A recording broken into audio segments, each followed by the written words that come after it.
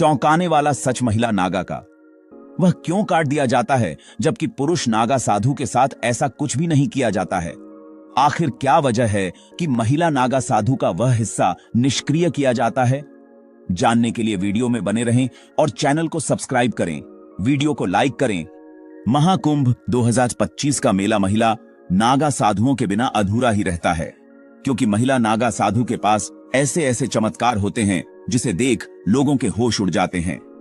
आपने पुरुष नागा के बारे में तो कई बातें सुनी होंगी, पर महिला नागा साधु की बात करने से भी लोग घबराते हैं, क्योंकि यह महिला नागा अपने चमत्कारों को गुप्त रखती है और सिर्फ ईश्वर से संपर्क साधने के लिए ही उनका इस्तेमाल करती है। इसलिए लोग महिला नागा के बारे में कुछ नहीं जानते, सिवाय इसके कि वह नागा है। पर आज हम इस वीडियो में आपको ऐसी ऐसी बातें बताने वाले हैं जिसे सुनकर आपके होश उड़ जाएंगे, जिसमें महिला को नागा साधु बनाते वक्त उसके शरीर के एक ऐसे हिस्से को निष्क्रिय कर दिया जाता है जो शरीर में वासना जगाता है। प्रक्रिया सुनकर आपके रोंगटे खड़े हो जाएंगे। आखिर एक आम महिला को महिला नागा साधु कैसे बनाया जाता है? आज की यह वीडियो देखकर आपको सब पता चल जाएगा। कमेंट बॉक्स में हर हर महादेव जरूर लिखिए। आइए आगे बढ़ते हैं। महिला नागा साधु कौन होती है? होती भी है या सिर्फ किताबों और कहानियों में मिलती है? क्या सिर्फ पुरुष ही नागा साधु बन सकते हैं? देखिए, इसका जवाब तो मैं आपको अभी बता देता हूं कि महिला नागा साधु होती है। अब आपके मन में सवाल उठ रहे होंगे कि क्या महिला नागा साधु भी पुरुषों की तरह बिना कपड़ों के हर पल रहती हैं? और नागा साधु बनने के लिए महिलाओं को अपने जिस्म का कौन सा पार्ट त्यागना पड़ता है? लंबे लंबे बाल, भभूत से लिपटा बिना वस्त्र के बदन, हर पल नशे में डूबी रहना। क्या यही पहचान है एक महिला नागा साधु की? कैसी है इनकी रहस्यमयी दुनिया? सभी जानते हैं कि नागा साधु वो होते हैं जिनके काफी बड़े बड़े बाल होते हैं और वह निर्वस्त्र यानी बिना कपड़ों के रहते हैं और उनके शरीर पर हर तरफ भस्म लगी रहती है। लेकिन नागा साधु के बारे में इतने सारे फैक्ट हैं जिनके बारे में बहुत कम लोग जानते हैं। नागा साधु कई मायनों में दूसरे साधुओं से अलग होते हैं।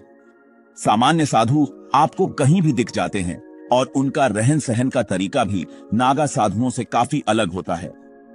नागा साधु हर तरीके से इस दुनिया से दूर रहकर तपस्या करते हैं और अलग ही लाइफ जीते हैं। कोई भी बेहद कठिन परीक्षा और लंबे प्रोसेस के बाद नागा साधु बनता है। नागा साधु बनने की प्रक्रिया भी बहुत दिलचस्प है। नागा साधु बनने के लिए एक पूरी प्रोसेस होती है और इसमें कई लेवल पार करने के बाद ही कोई नागा साधु बन पाता है। यह प्रक्रिया कई सालों तक चलती है और उसके बाद किसी अखाड़े द्वारा उन्हें नागा साधु माना जाता है। इन लेवल्स को तहकीकात, महापुरुष, अवधूत, लिंग भंग या टांग तोड़ नाम दिए गए हैं। इसमें सबसे पहले तहकीकात की प्रक्रिया होती है, जिसे अखाड़े में एडमिशन की तरह माना जा सकता है। इसमें पहले नागा साधु बनने के इच्छुक इंसान की अखाड़े में एंट्री होती है और जांच पड़ताल की जाती है। इस दौरान अखाड़े के लोग यह तय करते हैं कि यह नागा साधु बन सकता है या नहीं। उसके बाद इन्हें अखाड़े में शामिल किया जाता है और कई सालों तक उन्हें साधुओं के साथ तपस्या करनी होती है। कई साल तक तपस्या करने के बाद जब वह नागा साधु बनने के लिए तैयार होते हैं तो उसके बाद उनकी कई स्तर पर परीक्षा होती है। इस दौरान उनके तप त्याग की जांच की जाती है। पहले की प्रक्रिया ब्रह्मचर्य होती है। इसके बाद उन्हें महापुरुष बनाया जाता है। इस प्रक्रिया में उन्हें रुद्राक्ष दिए जाते हैं जो अक्सर नागा बाबा के शरीर पर दिखाई देते हैं। इसके बाद अवधूत प्रोसेस से गुजरना पड़ता है, जिसमें उन्हें बाल कटवाने पड़ते हैं, मतलब मुंडन होता है और खुद का ही पिंड दान करना पड़ता है। ऐसे में वह अपने परिवार और संसार के लिए मृत हो जाते हैं। इसके बाद वह साधना करते हैं और भगवान में ही लीन हो जाते हैं। इसी प्रक्रिया में कई रिवाज पूरे किए जाते हैं, जिसमें लिंग भंग की प्रक्रिया भी होती है। इसके बाद उन्हें वासना आदि से मुक्त कर दिया जाता है और उनके लिंग को एक तरह से निष्क्रिय कर दिया जाता है। इस प्रक्रिया के बाद नागा साधु बनते हैं और कुंभ के दौरान ही कई गुरुओं द्वारा नागा साधु बनाया जाता है। आपको बता दें कि महिला नागा साधु बनने से पहले यहाँ महिलाओं को 10 से 15 साल तक कठिन ब्रह्मचर्य का पालन करना पड़ता है। इसके बाद अगर इन महिलाओं के गुरु इस बात से संतुष्ट हो जाते हैं कि महिला ब्रह्मचर्य का पालन कर सकती है, तभी उसे दीक्षा प्रदान की जाती है। नागा साधु बनने के लिए दृढ़ इच्छा शक्ति और सन्यासी जीवन जीने की प्रबल इच्छा होनी चाहिए। महिला नागा सन्यास बनने से पहले अखाड़े के साधु संत उस महिला के घर परिवार और उसके पिछले जन्म की जांच पड़ताल करते हैं। महिला को भी नागा साधु बनने से पहले खुद का ही पिंड दान करना पड़ता है और पुरुषों की ही तरह महिला नागा साधु का भी मुंडन किया जाता है। फिर उस महिला को नदी में स्नान के लिए भेजा जाता है। महिला नागा सन्यासिन पूरा दिन भगवान का जाप करती रहती हैं। अखाड़े में महिला साधुओं को पूरा सम्मान दिया जाता है। जब महिला नागा सन्यासी पूरी तरह से बन जाती है तो अखाड़े के सभी साधु संत उस महिला को माता कहकर बुलाते हैं। आपको बता दें कि महिला साध्वी को पूरी तरह से नग्न अवस्था में रहने की इजाजत नहीं है। वह बॉडी पर एक भगवा कपड़ा लपेट कर रहती हैं। ठंड हो या फिर बरसात, हर मौसम में यही एकमात्र उनकी पोशाक है। तीर्थों में भी महिला साधुओं को नग्न स्नान करने की परमिशन नहीं है। दोस्तों, अब जो मैं आपको बताने जा रहा हूं वह काफी हैरान कर देने वाला है। क्या कभी आपने सोचा है कि आखिर यह नागा या महिला नागा साधु सिर्फ कुंभ के मेले में दिखाई पड़ते हैं, लेकिन इसके अलावा इतने वर्षों वो कहां रहते हैं, कैसे रहते हैं?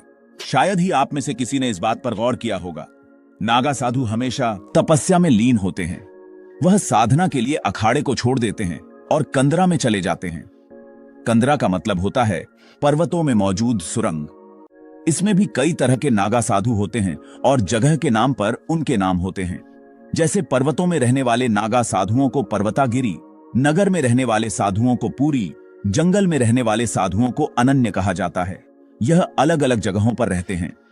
माना जाता है कि कुंभ से पहले और कुंभ के बाद नागा सन्यासी हिमालय और अन्य पहाड़ों और जंगलों की गुफाओं में बैठकर तपस्या में लीन हो जाते हैं। यह आमतौर पर एक गुफा में कुछ साल रहते हैं और फिर दूसरी गुफा में चले जाते हैं। किसी को मालूम नहीं होता कि वह इन दिनों कहां हैं और क्या कर रहे होंगे। अब आप सोच रहे होंगे कि जब यह नागा साधु अपनी पहचान छुपाकर इधर उधर भ्रमण करते हैं तो फिर यह करिश्माई तरीके से कुंभ में कैसे नजर आते हैं? कौन देता है उन्हें इस बात की जानकारी? दोस्तों, यही तो राज है। दरअसल हर अखाड़े में एक कोतवाल होता है। जब दीक्षा पूरी होने के बाद नागा साधु अखाड़ा छोड़ साधना करने जंगल या पहाड़ों में चले जाते हैं तो यह कोतवाल नागा साधुओं और अखाड़ा के बीच की कड़ी का काम करता है। जब कभी कुंभ और अर्ध कुंभ जैसे महापर्व होते हैं तो यह नागा साधु कोतवाल की सूचना पर वहां रहस्यमय तरीके से पहुंच जाते हैं। हालांकि यह किसी को नहीं मालूम कि उन्हें कैसे यह सूचना मिलती है कि कुंभ कहां हो रहा है और कब हो रहा है, लेकिन वह जहां कहीं भी होते हैं वो आ जाते हैं। कुछ लोगों का यह भी मानना है कि उनके पास कुछ ऐसी रहस्यमय विद्या या ताकत होती है जिससे वह अपने साथियों द्वारा भेजे गए संदेशों को समझ जाते हैं। ऐसे ही फैक्ट्स में इंटरेस्टेड हैं तो हमें जल्दी सब्सक्राइब कर लें।